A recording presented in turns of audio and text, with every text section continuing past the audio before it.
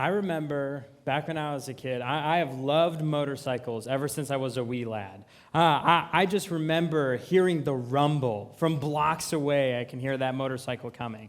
I know that two wheels makes you go faster. I mean, it has to, because you could just go so fast on a motorcycle. And then how unique each and every motorcycle is. You could customize every single piece of a motorcycle. I just remember loving motorcycles. And my first experience with two wheels was on a mini bike. It was a Coleman red mini bike, just pretty standard. And I remember watching my neighbor. My neighbor had it, and he would drive around the alley, drive around our neighborhood, him and his kids. And I just remember thinking, oh man, I wish I was driving that thing.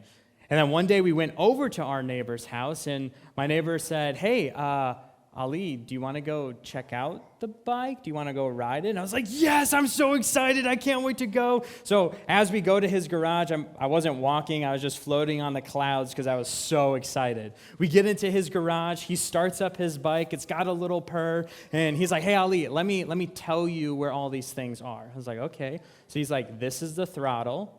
Pull it back, and you'll go fast. So I remembered. Throttle, fast. And then he said, hey, over here is where the brake is, and you're going to have to use your foot, so you're going to press down, and that's how you're going to stop. I went, okay, throttle, fast. So I get on this bike, and I'm ready to go. I am so excited. I'm literally shaking with adrenaline. I'm pretty sure that when God meets us at the pearly gates, he's got his own mini bike for us, all customized. It looks sweet. So I'm so ready. And I remember throttle fast. So I pull that throttle back, I go fast, and then I wake up. And I wake up to my neighbor holding my face. And he's telling me, hey, you just wrecked the bike. You just crashed. There's blood all over his arms and all over the ground, and I'm in so much pain. And I got 2 stitches in my lip, had to put some glue on it, had a concussion, so I don't really remember a lot of it. My thigh was bruised, like the whole thigh. But what I do remember from that moment was my neighbor, the way that he took care of me, the way that he picked up my raggedy, speed, crazy child self and said, hey, it's okay. You're going to be okay. You wrecked the bike, but it's fine. Hey, you guys come over here, called my parents to come and take care of me.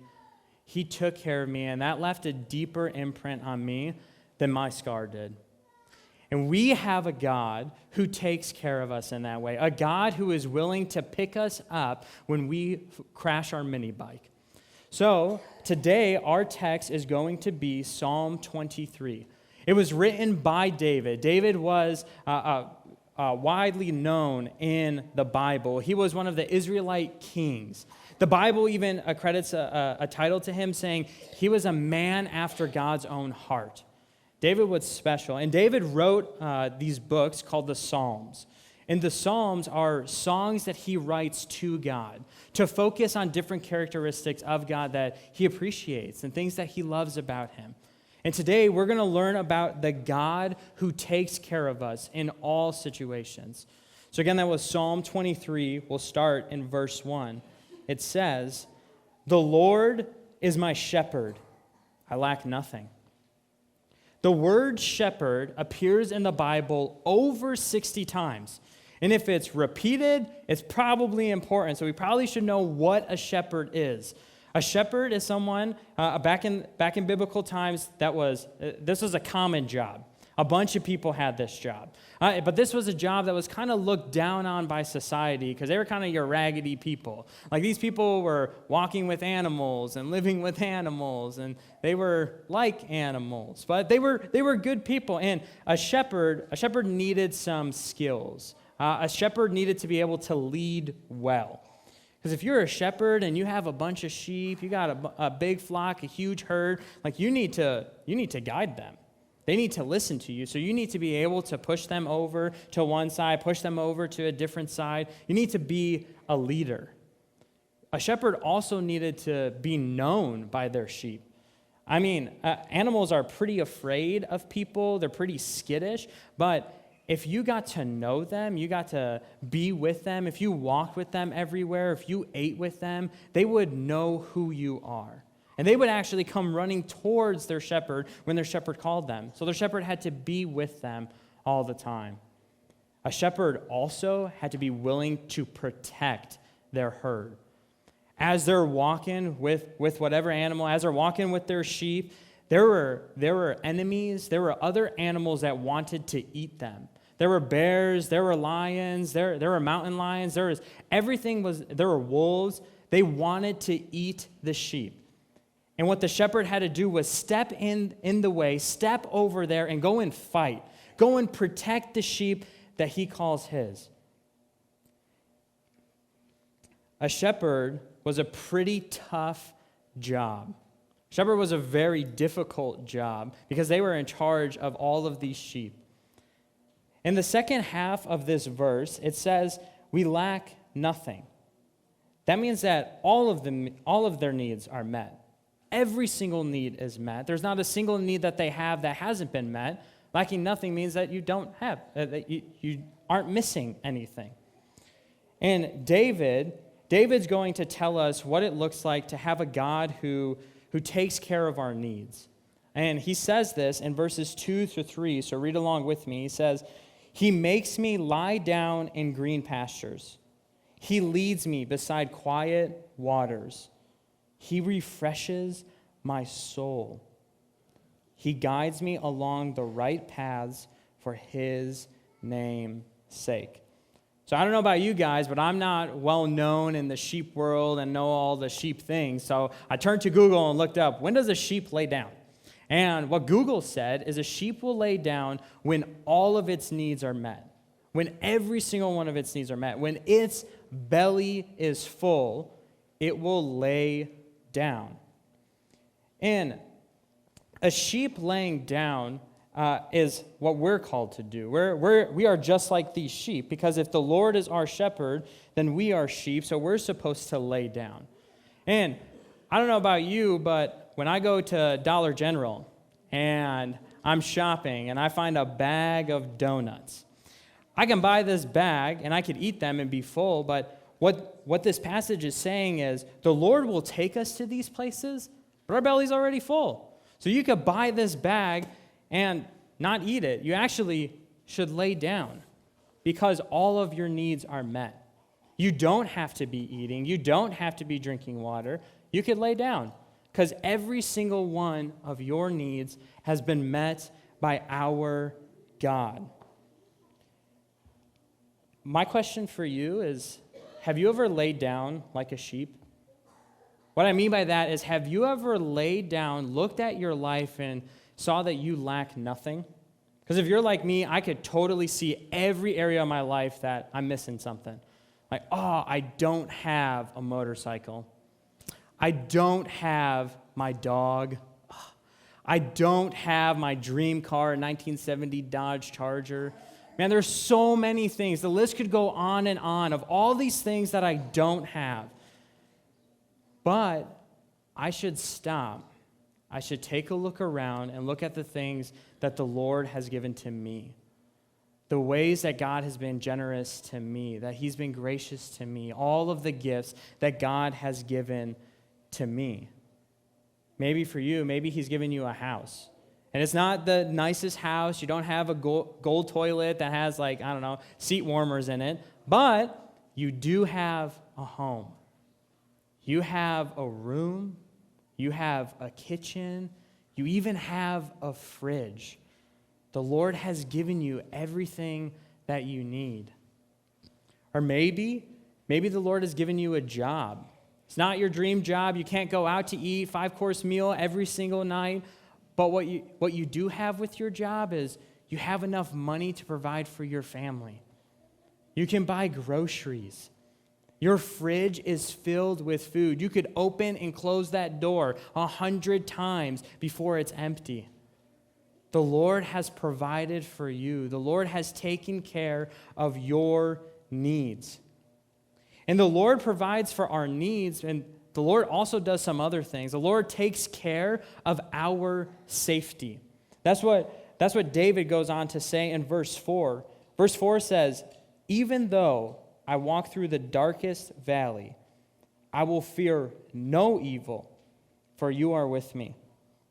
Your rod and your staff, they comfort me.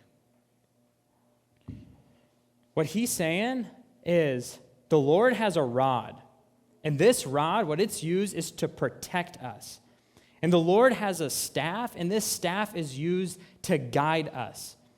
And David didn't say, I didn't read this in the text, David doesn't say, hey, maybe one day if you're walking through a dark valley, hey, maybe one day for 1 hour you might walk through a dark valley. David says, even though I walk through the darkest valley. That means we are all going to walk through a dark valley. That means as we go throughout life, the Lord needs to be with us. He needs to protect us with his rod from the evil that tries to destroy us.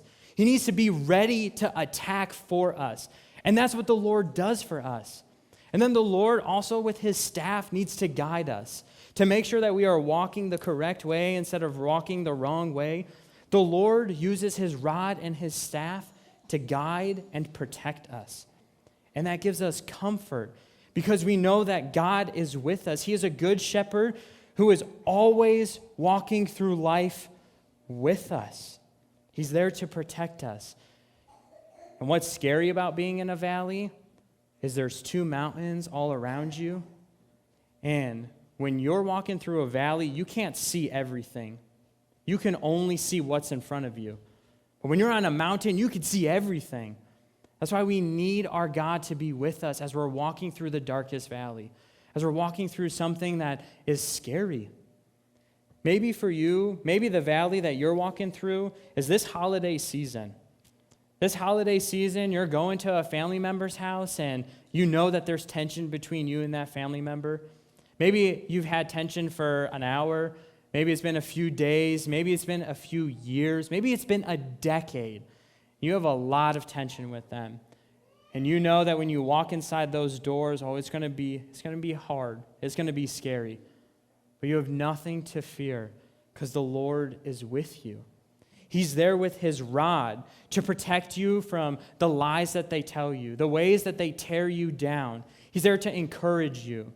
He's there with his staff to guide you into gracious conversations, to be uplifting to them, to care for them in the way Jesus wants you to. Maybe the scary valley that you're walking through is just the newness of things. Maybe you just moved to a new place, you just started a new school, or you just started at a new job. And you're afraid as you're walking through this because it's all unknown, it's all new. But the Lord's rod is there to protect you from making bad decisions. And the Lord's staff is there to guide you into making the right decisions, to bring you on the right paths. Or maybe for you, it's the finances. Maybe as you look at your finances as we're getting closer to the end of the year, you just don't have enough. Don't have enough for the rest of this month. The Lord's rod is with you. And he is fighting against all of those unnecessary feelings that you feel. And the Lord's staff is there. The Lord's staff is there, and he is guiding you to trust him and to have peace in an unsettling time. Because our God takes care of us. Our God is a God who takes care of our safety. But he doesn't just take care of our needs. He doesn't just take care of our safety. No, he takes care of our entire life. And that's what David says in verses 5 through 6. It says, "You prepare a table before me in the presence of my enemies.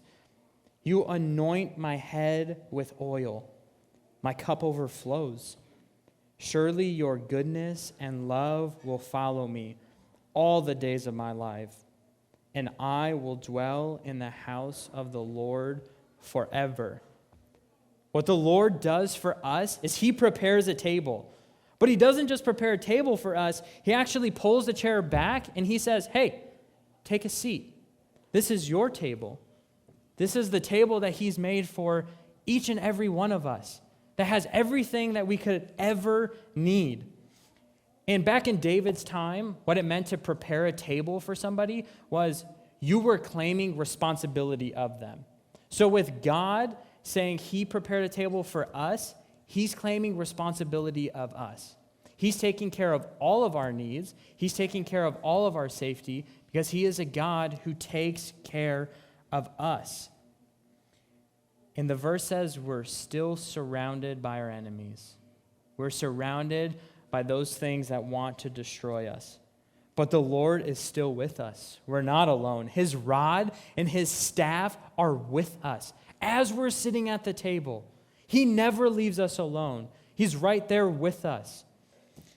And then it says, the oil, our head is anointed with oil. What that means back in David's time, if your head was anointed with oil, you were set apart.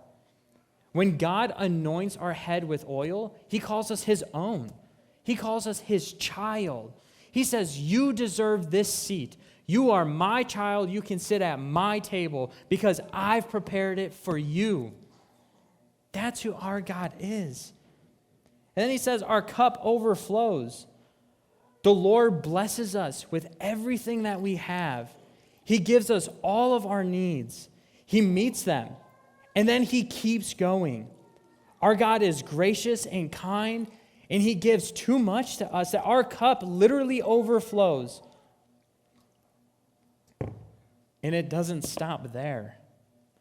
The rest of this verse, when he says that he prepares a table for us, but then it says, we dwell in the house of the Lord forever. He doesn't just make us a table, have dinner with us, and say, see ya. No, what he does is he makes a room for us. Our God takes care of us greater than we could have ever imagined because that is who our God is. Our God takes care of every single need that we could ever have. And how we live this out is by looking back on what God has already done for us. We could reflect on the ways that God has already provided for us. Like maybe you're just struggling. Maybe it feels like the world is crushing you. Maybe it feels like there's no victory, there's no winning. But what you could do is look back. Look back at how God has been faithful. Look back at how God has moved mountains in the past. Trust in him. Or maybe for you, maybe it seems like God is just distant from you. Like God isn't talking to you like he used to back in the day. Maybe he feels like he's just distant. But our God is not distant. Our God's a good shepherd who is with all of his sheep at all time. The same God that was with you when you were 5 is the same God that is with you when you are 50 and will be the same God that is with you forever because our God takes care of us. He provides all that we need, physically, emotionally, spiritually. He takes care of all of our needs. He knows each and every one of us by name. And if you have never asked him to be your shepherd of your life, if you have never called him Lord, come and talk to someone on staff. Come and talk to one of our elders. Come and talk to us about what it means to serve a God who takes care of all of our needs. We'd love to have that conversation. And if you have already called Jesus Lord, if you have already made him the shepherd of your life, there's two callings for you. Be generous. The Lord has blessed you. Your cup overflows with the goodness that he's given to you. Give to others. Find needs. Find ways that you can serve them. And the second thing is remember.